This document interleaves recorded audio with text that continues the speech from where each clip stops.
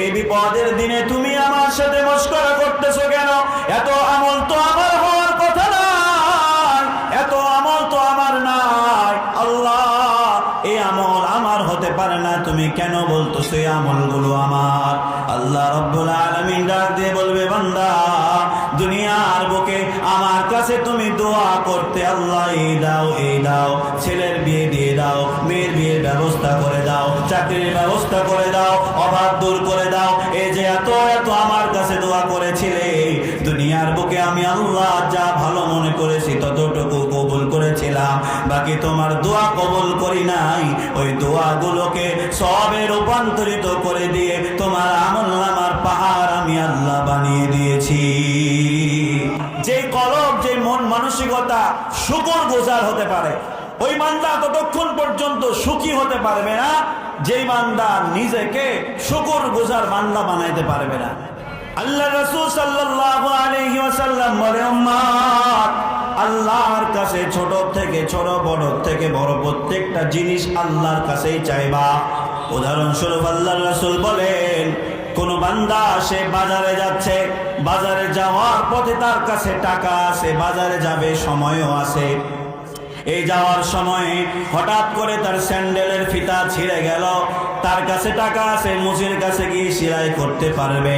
আল্লাহ রাসূল বলে, বান্দা, তুমি যদিও বাজারে গিয়ে টাকা আছে, তুমি তোমার স্যান্ডেলটা সেলাই করতে পারবা, তবুও তুমি এই স্যান্ডেল ঠিক করার জন্য আল্লাহর কাছে দোয়া করো। সুবহানাল্লাহ ওয়া বিহামদিহি। ওয়ালাকাদ খালাকনাল ইনসানা ওয়া না'লামু মা তুওয়াসওয়িসু বিহি নাফসুহু ওয়া নাহনু আqrabu ইলাইহি মিন হাবলিল ওয়ারিদ।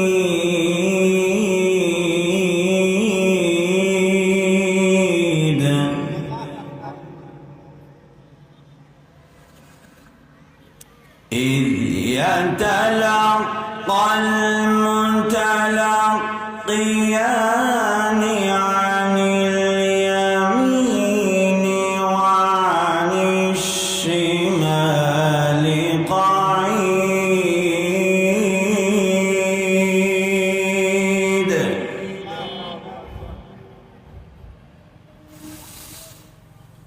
ما يلفظ من قول إلا لديه رقيب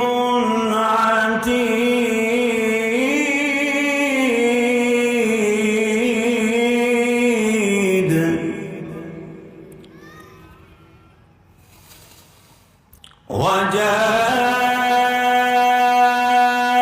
وجاءت سكرة الموت بالحق ذلك ما كنت منه تحيد.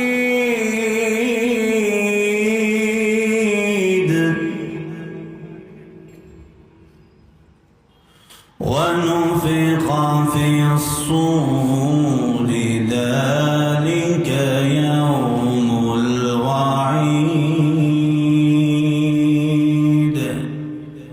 وقال تعالى: فاذكروني أذكركم واشكروا لي ولا تكفرون.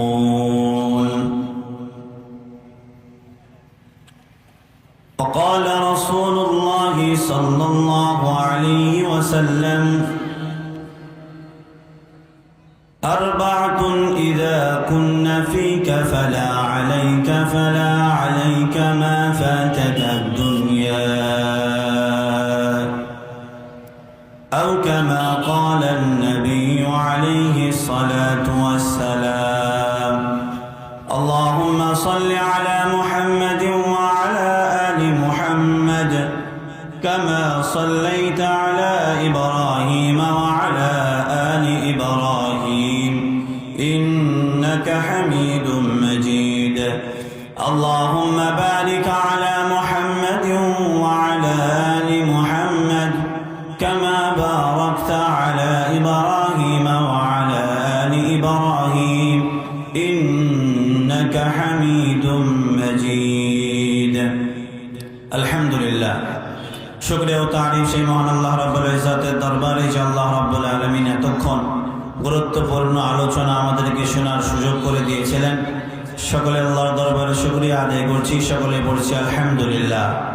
লক্ষ কোটি দরুদ ও সালাম বর্ষিত নবী গুল শিরোমণি আকা ইনামদার তাজদার মদিনা দুলালে আমিনা আহমদ মুজতবা মুহাম্মদ মুস্তাফা সাল্লাল্লাহু আলাইহি ওয়াসাল্লামের প্রতি সকলে সমস্বরে পড়ছি সাল্লাল্লাহু আলাইহি ওয়াসাল্লাম।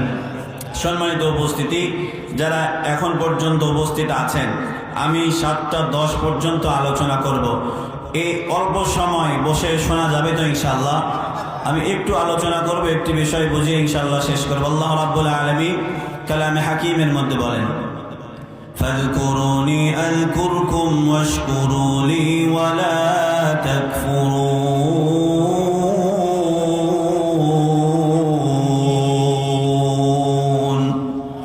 আল্লাহ রাব্বুল আলামিন কালামে হাকিমের মধ্যে বলে, বান্দা তুমি আমাকে স্মরণ করো, তুমি যদি আমি আল্লাহরে ডাকো, আমি আল্লাহ তোমার ডাকে সাড়া দেব। এর মানে মুহাদ্দিসিনগণ মুফাসসিরিনগণ ব্যাখ্যা করে, কোন বান্দা যখন আল্লাহর কাছে তার দুই হাত তুলে দোয়া করে, কোন বান্দা যখন তার প্রয়োজনের জন্য আল্লাহর কাছে চায়, আল্লাহ রাব্বুল আলামিন ওই বান্দার ডাকে সাড়া দেন। সুবহানাল্লাহি ওয়া বিহামদিহি। মুহাদ্দিসিনগণ বলেন, কিয়ামতের মাঠে অনেক অসংখ্য এমন বান্দা পাওয়া যাবে যারা আল্লাহ রাব্বুল আলামিনের সাথে কিয়ামতের মাঠে তর্ক বিতর্ক করবে। কেন? আল্লাহ রাব্বুল আলামিন বান্দারে ডাক দিয়ে বলবে, বান্দা ওই যে তাকায় দেখো, সওয়াবের পাহাড় হয়ে রয়েছে, এই যে এতগুলো সওয়াব তোমার সওয়াব, এতগুলো নেক আমল তোমার। বান্দা আল্লাহরে ডাক দিয়ে বলবে, আল্লাহ এই বিপদের দিনে আমার আপন বলতে কেউ নাই তুমি ছাড়া। এই বিপদের দিনে তুমি আমার সাথে মশকরা করতেছো কেন? এত আমল তো আমার হওয়ার কথা নাই, এত আমল তো আমার নাই। আল্লাহ এই আমল আমার হতে পারে না, তুমি কেন বলতেছো এই আমলগুলো আমার? আল্লাহ রাব্বুল আলামিন ডাক দিয়ে বলবে, বান্দা দুনিয়ার বুকে আমার কাছে তুমি দোয়া করতে, আল্লাহ এই দাও এই দাও, ছেলের বিয়ে দিয়ে দাও, মেয়ের বিয়ের ব্যবস্থা করে দাও, চাকরির ব্যবস্থা করে দাও, অভাব দূর করে দাও, এই যে এত এত আমার কাছে দোয়া করেছিলে, দুনিয়ার বুকে আমি আল্লাহ যা ভালো মনে করেছি ততটুকু কবুল করেছিলাম, বাকি তোমার দোয়া কবুল করি নাই। ওই দোয়াগুলোকে সবে রূপান্তরিত করে দিয়ে তোমার আমলনামার পাহাড় আমি আল্লাহ বানিয়ে দিয়েছি। রাসূল করিম সাল্লাল্লাহু আলাইহি ওয়াসাল্লাম বলেন, আদ-দুআ মুখুল ইবাদা। রাসূল বলেন, কোন বান্দা যত ইবাদত করুক, তার ইবাদত ততক্ষণ পর্যন্ত পূর্ণাঙ্গ হবে না। আল্লাহ রাসূল বলেন, আদ-দুআ মুখুল ইবাদা, দুআই হচ্ছে প্রত্যেকটা ইবাদতের মূল। অন্য এক হাদিস শরীফে আল্লাহ রাসূল বলেন, আদ-দুআ হুয়াল ইবাদা। আল্লাহ রাসূল সাল্লাল্লাহু আলাইহি ওয়াসাল্লাম বলেন, বান্দা ও আমার উম্মতেরা, দোয়াটা এমন একটি ইবাদত, তুমি তোমার নিজের প্রয়োজনে আল্লাহর কাছে চাইবে, তুমি তোমার প্রয়োজনের কথা আল্লাহর কাছে বলবে, আর আল্লাহ এই তোমার দোয়াটাকে সওয়াবে রূপান্তরিত করে দেয়। কবিতায় ভাষায় বলে, হর ঘড়ি দেনে তু তৈয়ার হ্যায়, হর ঘড়ি দেনে কো তু তৈয়ার হ্যায়, जो न मांगे उससे तू बेजार है, जो न मांगे उससे तू बेजार है। কবিতায় ভাষায় বলে, কোন বান্দা যখন আল্লাহর কাছে না চায়, না চাওয়ার কারণে আল্লাহ রাব্বুল আলামিন বান্দার উপরে রাগান্বিত হয়ে যায়। কবি বলে, কোন বান্দা যখন আল্লাহর কাছে চায়, আল্লাহ রাব্বুল আলামিন ওই বান্দার উপরে খুশি হয়ে যায়। বান্দা আল্লাহর কাছে কি কি চাইবে? আল্লাহ রাসূল সাল্লাল্লাহু আলাইহি ওয়াসাল্লাম বলে, বান্দা আল্লাহ রাব্বুল আলামিনের কাছে কি কি চাইতে পারে? আল্লাহ রাসূল সাল্লাল্লাহু আলাইহি ওয়াসাল্লাম বলে, উম্মত আল্লাহর কাছে ছোট থেকে ছোট, বড় থেকে বড় প্রত্যেকটা জিনিস আল্লাহর কাছেই চাইবা। উদাহরণস্বরূপ আল্লাহ রাসূল বলেন, কোন বান্দা সে বাজারে যাচ্ছে, বাজারে যাওয়ার পথে তার কাছে টাকা আছে, বাজারে যাবে, সময়ও আছে। এই যাওয়ার সময় হঠাৎ করে তার স্যান্ডেলের ফিতা ছিঁড়ে গেল, তার কাছে টাকা আছে, মুচির কাছে গিয়ে সেলাই করতে পারবে। আল্লাহ রাসূল বলে, বান্দা তুমি যদিও বাজারে গিয়ে টাকা আছে, তুমি তোমার স্যান্ডেলটা সেলাই করতে পারবা, তবুও তুমি এই স্যান্ডেল ঠিক করার জন্য আল্লাহর কাছে দোয়া করো। সুবহানাল্লাহ ওয়া বিহামদিহি। আল্লাহ রাসূল সাল্লাল্লাহু আলাইহি ওয়াসাল্লাম বলেন, বান্দা আল্লাহ রাব্বুল আলামিনের কাছে কি কি দোয়া করবে? আল্লাহ রাসূল বলেন, কলবুন শাকিরুন ওয়া লিসানুন যাকিরুন ওয়া বাদানুন আলাল বালাই সাবিরুন ওয়া যাওজাতুন লা তাবগি কাওনান ফি নাফসিহা ওয়া মালিহা। আল্লাহ রাসূল সাল্লাল্লাহু আলাইহি ওয়াসাল্লাম বলেন, ও আমার উম্মতেরা, তোমরা আল্লাহ রাব্বুল আলামিনের কাছ থেকে বিশেষ করে 4টি জিনিস চাইবে। কয়টি জিনিস? একটু মনোযোগের সাথে শুনবেন। 4টি জিনিস। আল্লাহ রাসূল বলেন, কলবুন শাকির, তোমরা আল্লাহ রাব্বুল আলামিনের কাছে পরিতৃপ্ত হৃদয় চাইবে, শুকর গুজার অন্তর তোমরা আল্লাহর কাছ থেকে দোয়া করে চাইবে। আল্লাহ রাসূল বলে যে তোমরা এটা আল্লাহর কাছে চাইবে যে আল্লাহ আমার এমন মন মানসিকতা কলব দান করো, যে কলব, যে মন মানসিকতা শুকর গুজার হতে পারে। ওই বান্দা ততক্ষণ পর্যন্ত সুখী হতে পারবে না যেই বান্দা নিজেকে শুকর গুজার বান্দা বানাইতে পারবে না। আল্লাহ রাব্বুল আলামিন যতই দেয়, যদি শুকরিয়া আদায় না করেন, মন থেকে আপনি পরিতৃপ্ত হতে পারবেন না। আল্লাহ রাসূল সাল্লাল্লাহু আলাইহি ওয়াসাল্লাম বুখারী শরীফের 3464 নম্বর হাদিস, আল্লাহ রাসূল বলেন, বনি ইসরাঈলের 3 জন ব্যক্তি ছিল। এই ব্যক্তিগুলো, একজন অন্ধ ছিল, একজন মাথায় চুল ছিল না, টাকলা ছিল, আর একজনের ধগল রোগ ছিল, যার চামড়াগুলো সাদা। বুখারী শরীফে আল্লাহ রাসূল বলেন, ওই চামড়া সাদাওয়ালা ব্যক্তির কাছে একজন ফেরেশতা এসে ওই ব্যক্তিকে ডাক দিয়ে বলে, তোমার কি প্রয়োজন? তুমি যা চাইবা তোমার চাওয়া পূরণ করা হবে, তুমি কি চাও বলো। ওই সাদা চামড়াওয়ালা ব্যক্তি বলে, আমার চামড়াটা যদি সুন্দর করে দেওয়া হয়, স্বাভাবিক করে দেওয়া হয়, আমি খুশি হয়ে যাব। ফেরেশতা বলে, তোমার যে রোগ আছে এই রোগটাকে ভালো করে দেওয়া হলো, এবার বলো তুমি কি চাও। ওই সাদা চামড়াওয়ালা বলে, আমার যদি একটা উট দেওয়া হয়, এই উটটা যদি আমার আল্লাহ আমারে দান করে, তাহলে উটকে আমি লালন পালন করে ধনী হতে পারবো। লম্বা ঘটনা আমি সংক্ষেপে বলতেছি। আল্লাহ রাসূল বলে, ফেরেশতার মাধ্যম দিয়ে আল্লাহ রাব্বুল আলামিন ওই ব্যক্তিকে উট দান করলো। এরপরে যে ব্যক্তির মাথায় চুল নাই, ওই ব্যক্তিকে বলল, তোমার কি প্রয়োজন? সে বলল, আমার চুলের প্রয়োজন। কারণ এই শারীরিক কাঠামোটা এমন এক অবস্থা, কারো যদি ধরেন হাতের 5 আঙ্গুলের মধ্যে একটা আঙ্গুল না থাকে, তারা যদি বলা হয় যে তুমি কি চাও, সে তার আঙ্গুলটাই চাইবে। যার মাথায় চুল নাই সেই জানে যে এই মাথায় চুল না থাকার কি এক যন্ত্রণা। বিভিন্ন মানুষ বিভিন্ন সময় ইয়ার কি করে হলো কোনোদিন না কোনোদিন টাকলা বলে ডাক দিয়েই থাকে। কথা বলেন ঠিক কিনা? পৃথিবীর মানুষ যদিও না ডাকে, নিজের বউ একবার হলেও বলে, কি গো টাকলা, একবার হলেও বলে। মানে যার কাছে যেটা নাই তার কাছে সেটা দাম আছে। যেমন আপনাদের গাল ভর্তি দাড়ি আছে, দাড়ির মূল্য আপনাদের কাছে নাই, কিন্তু আমার তো নাই, এই জন্য দাড়ির মূল্য আমার কাছে অনেক বেশি। কি বলেন? আমার মুখে দাড়ি নাই, কিন্তু আমি দাড়ি অনেক বেশি চাই। মানুষ মনে করে যে ছোট বাচ্চা। আমার কিন্তু 2টা বাচ্চা আছে, একটা 3.5 বছরের মেয়ে আছে আর একটা 2 বছরের মেয়ে আছে, কিন্তু মানুষজন দেখে প্রথমে মনে করে যে মনে শিশু বাচ্চা, এরকমই মনে করে সব জায়গাতে। যাই হোক, তো যার যেটাই নাই সে সেটাই চাইবে, স্বাভাবিক। টাকলা ডাক দিয়ে বলে, আমার চুলের প্রয়োজন, চুল গজিয়ে দাও। ফেরেশতা আল্লাহর মাধ্যম দিয়ে তার মাথায় চুল গজায় দিল। এবার ওই ব্যক্তি ডাক দিয়ে বলে, আমারে যদি একটা গাভীর ব্যবস্থা করে দাও, তাহলে আমি গাভীকে লালন পালন করে ধনী হতে পারবো। তার গাভীর ব্যবস্থা করে দেওয়া হলো। এবার অন্ধ ব্যক্তিকে জিজ্ঞেস করা হলো, তুমি কি চাও? অন্ধ বলে, আমার যদি আল্লাহ চোখ দেয় তাহলে আল্লাহ শুকরিয়া আদায় করব।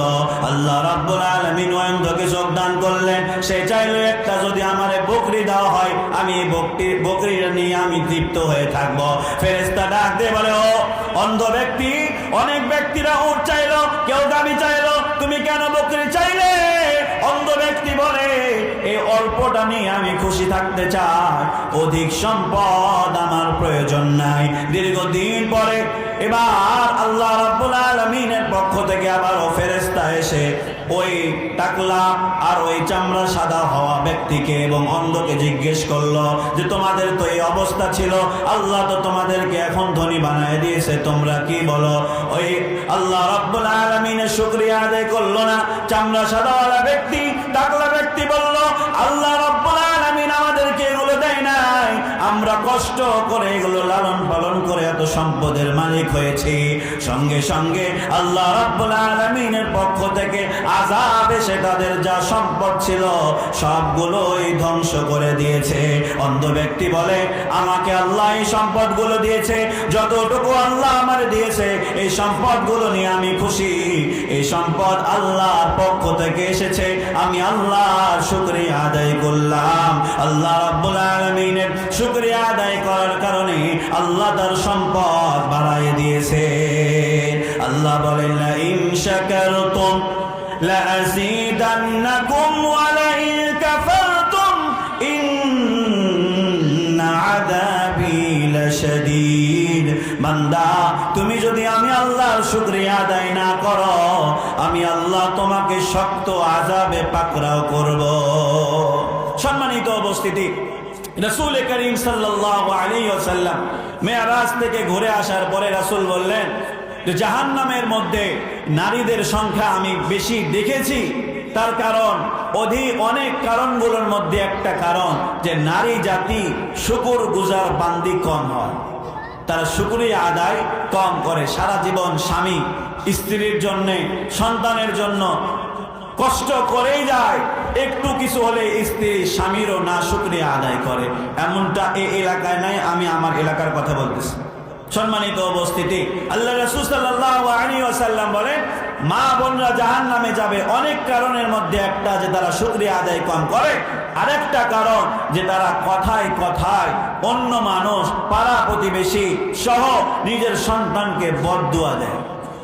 কথায় কথায় দেখবেন মা বোনদের একটা বৈশিষ্ট্য, কিছু যদি হয়ে যায় বদদুয়া দিয়ে ফেলে যে তোর ধ্বংস হয়ে যাক, তোর উমুক হয়ে যাক, তোর তুমুক হয়ে যাক, এমন ভাবে বদদুয়া করে। শুধু তা নয়, নিজের সন্তানকেও কোনো কারণে যদি সন্তান কোনো ভুল কিছু করে, নিজের সন্তানকেও বদদুয়া দেয়। এমন মা আমাদের এলাকায় বোধহয় না। সম্মানিত উপস্থিতি, কাবার এক ইমাম সাহেবকে জিজ্ঞাসা করা হলো, হুজুর কাবার ইমাম হয়েছেন আপনি কিভাবে, আপনার কাছে জানতে চাই। কাবা শরীফের ইমাম ডাক দিয়ে বলে, কাবার ইমাম হয়েছি আমার মায়ের বদদুয়ায়। কি দোয়ায়? বদদুয়ায়। দোয়ার কারণে নয়, বদদুয়ার কারণে। জিজ্ঞেস করা হলো, কেমন আশ্চর্যজনক কথা আপনি বলেন, মায়ের বদদুয়ার কারণে আপনি কাবার ইমাম হলেন কেমনি? কাবার ইমাম ডাক দিয়ে বলে, আমার মা যখন আমার উপরে রেগে যেত, আমার মা আমারে বদদুয়া দিয়ে বলতো, আমারে তুই জ্বালাচ্ছিস, আল্লাহ জানে তোরে কাবার ইমাম বানায় দেয়। আল্লাহ রাসূল সাল্লাল্লাহু আলাইহি ওয়াসাল্লাম বনি ইসরাঈলের একটা ঘটনা বর্ণনা করে। বনি ইসরাঈলের যুগে একটা বুজুর্গ ছিল, যার নাম জুরাইজ। অনেক বড় একজন বুজুর্গ, নামাজে দাঁড়িয়েছে। নামাজের মধ্যে মা বারবার ডাক দেয়, বাবা জুরাইজ আসো তোমার সাথে কথা বলবো। মা বুঝতে পারে নাই ঘরের মধ্যে সন্তান নামাজ আদায় করতেছে। জুরাইজ রাহমাতুল্লাহি আলাইহি নামাজ আদায় করতেছে, মা বারবার ডাকতেছে, বাবা জুরাইজ আমার সামনে আয়। মা জানে না যে আমার সন্তান নামাজ আদায় করতেছে। মা রাগান্বিত হয়ে জুরাইজকে লক্ষ্য করে বলে, বাবারে আজকে আমার মুখ তুই দেখলি না, আমার সামনে আসলি না, এমন এক সময় আসবে যে নষ্টা মহিলার চেহারা তোকে দেখতে হবে। আল্লাহ রাসূল বলেন, জুরাইজ রাহমাতুল্লাহি আলাইহি তার মায়ের সাথে তারপরে অনেক সম্পর্ক ভালো ছিল, কিন্তু মায়ের বদদুয়া হযরত জুরাইজ রাহমাতুল্লাহি আলাইহির উপরে এমন ভাবে লেগে গেল।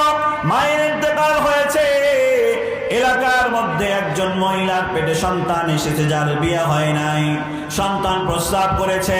এরপরে এলাকায় বিচারে বসেছে, সন্তানের বাবাকে মহিলা তুই বল। মহিলা হযরত জুরাইজ রাহমাতুল্লাহি আলাইহি বাড়ির দিকে লক্ষ্য করে বলে, ওই যে এলাকার বুজুর্গ, এলাকার মুরব্বী যারে আপনারা পীর সাহেব বলে জানেন, ওই এলাকার ওই জুরাইজ আমার এই সন্তানের বাবা। হযরত জুরাইজ রাহমাতুল্লাহি আলাইহিকে বিচারের কাঠগড়ায় দাঁড় করানো হয়েছে।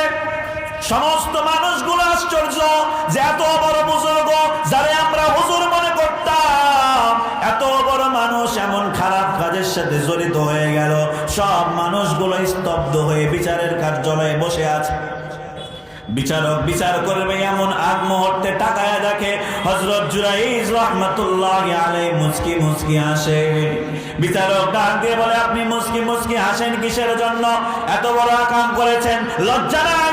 এত বড় কাম করার পরে আবার আপনি মুচকি মুচকি হাসেন? হযরত জুরাইজ বলে, হাসার রহস্য পরে বলবো, এর আগে আপনারা যেই জন্য এই বিচারের কাঠগড়ায় আমারে দাঁড় করাইছেন সেটার সত্যতা আপনাদেরকে পরিষ্কার করে দেয়। হযরত জুরাইজ রাহমাতুল্লাহি আলাইহি বলে, আমি যে এই সন্তানের বাবা না, এই কথা আমি বলবো নাকি কোলে যে সন্তান আছে সেই সন্তান বলবে? আল্লাহ রাসূল সাল্লাল্লাহু আলাইহি ওয়াসাল্লাম বলেন, আল্লাহ রাব্বুল আলামিন ওই নষ্টা মহিলার কোলে থাকা সন্তানের জবান খুলে দিল। নষ্টা মহিলার কোলে থাকা সন্তান চিৎকার দিয়ে বলে, আমি জুরাইজের সন্তান নয়, জুরাইজের বাড়ির পিছনে রাখালের বাড়ি আছে, ওই রাখালের সন্তান আমি। মানুষজন আশ্চর্য, ব্যাপার কি? মহিলার ডাক দিয়ে বলে, তুই বললি জুরাইজ এই সন্তানের বাবা, কিন্তু সন্তান বলে জুরাইজের বাড়ির পিছনে রাখালের সন্তান। মহিলা ডাক দিয়ে বলে, ও বিচারক, আমি অনেকবার চেষ্টা করেছি ওই রাখালের কথা বলার জন্য, কিন্তু আমার জবান দিয়ে বারবার জুরাইজের কথাই বের হচ্ছিল, কেন আমি জানি না। হযরত জুরাইজ বলে, এবার আমি সত্যটা বলি। দুনিয়ায় যখন আমার মা বেঁচে ছিল, আমার মা আমারে বদদুয়া করে গেছিল যে একদিন তোরে নষ্টা মহিলার চেহারা দেখতে হবে। আমার মায়ের ওই বদদুয়া আল্লাহ কবুল করেছে, যার কারণে আজকে নষ্টা মহিলার সামনে আমারে উপস্থিত করাইছে। সুবহানাল্লাহ ওয়া বিহামদি। সম্মানিত উপস্থিতি, এর মানে এটাই যে একজন মা সন্তানের জন্য যেমন দোয়া করলেও আল্লাহ কবুল করে, সন্তানের জন্য বদদুয়া করলেও সেটা কবুল করে। শুধু তা নয়, আল্লাহর রাসূল সাল্লাল্লাহু আলাইহি ওয়াসাল্লাম বলে, মা রেগে গিয়ে সন্তানকে যে গালিগুলো দেয় আল্লাহ সেটাকেও কবুল করে ফেলে। তার মানে এটা স্পষ্ট যে আমাদের মাগুলো, আমাদের বোনগুলো নিজের সন্তানকে বিভিন্ন প্রাণীর নাম ধরে গালি দেয় না? অনেক সময় বলে কুকুরের বাচ্চা, অনেক সময় আরো এর চাইতে নিকৃষ্ট ভাষা ব্যবহার করে। এই ব্যবহার করার কারণে মুহাদ্দিসিনগণ বলেন, সন্তান বড় হওয়ার পরে বাড়ির থেকে মা বাবাকে লাথি মেরে তাড়ায় দেয়। তার কারণ মায়ের এই গালি দেওয়ার কারণে কুকুরের স্বভাব হচ্ছে বড় হয়ে যাওয়ার পরে মা বাপকে চিনে না। চিনে না? আমাদের বসরি এলাকার কুকুরগুলো মনে হয় নিজের মা বাপকে চিনে, বড় হয়ে যাওয়ার পরে মা বাপকে চিনে না। মুহাদ্দিসিনগণ বলেন এটার কারণ একটা এইরকমও হতে পারে যে সন্তানকে মা ছোট থাকতে বড় হওয়ার পরেও বিভিন্ন সময় অমুকের বাচ্চা তমুকের বাচ্চা বলে গালি দিয়েছে, যার দোয়া, যার কথাটা আল্লাহ কবুল করে সন্তানের মাঝে ওই কুকুরের খাসলত পয়দা করে দিয়েছে। সম্মানিত উপস্থিতি, সময় শেষ। আল্লাহ রাসূল সাল্লাল্লাহু আলাইহি ওয়াসাল্লাম বলেন যে আল্লাহ রাব্বুল আলামিনের কাছে দোয়া করা, এক নাম্বার কলবুন শাকিরুন, এমন কলব চাওয়া যে কলবটা আল্লাহ শুকরিয়া আদায় করে। এরপরে আল্লাহ রাসূল বলেন ওয়া লিসানুন যাকিরুন, আল্লাহর কাছে জিকির করনেওয়ালা জিহ্বা চাওয়া। যে জিহ্বা সব সময় আল্লাহর জিকির করে। এরপরে আল্লাহ রাসূল বলেন ওয়ালিসানুন যাকিরুন ওয়া বাদানুন আলাল বালাই সাবিরুন, এমন দেহ এমন শরীর আল্লাহর কাছ থেকে চাওয়া যে শরীর যে দেহ শত বিপদ শত রোগের মধ্যেও ধৈর্য ধারণ করতে পারে। এরপরে আল্লাহ রাসূল সাল্লাল্লাহু আলাইহি ওয়াসাল্লাম বলেন ওয়া যাওজাতুল লা তাবগিহি খাওনান ফি নাফসিহা ওয়া মালিহা, নেককার স্ত্রী অথবা নেককার স্বামী আল্লাহর কাছ থেকে চাওয়া। সময় শেষ। আল্লাহ রাব্বুল আলামিন যে এতটুকু আলোচনা হলো, আল্লাহ রাব্বুল আলামিন আমাদের সকলকে এবং দোয়ার তাজিম আল্লাহর কাছে বেশি বেশি চাওয়ার মন মানসিকতা আমাদের সকলকে আল্লাহ রাব্বুল আলামিন দান করো। সকলে বলি আমিন। ওয়া আখিরু দাওয়ানা আলহামদুলিল্লাহি রাব্বিল আলামিন। আসসালামু আলাইকুম ওয়া রাহমাতুল্লাহি ওয়া বারাকাতুহু।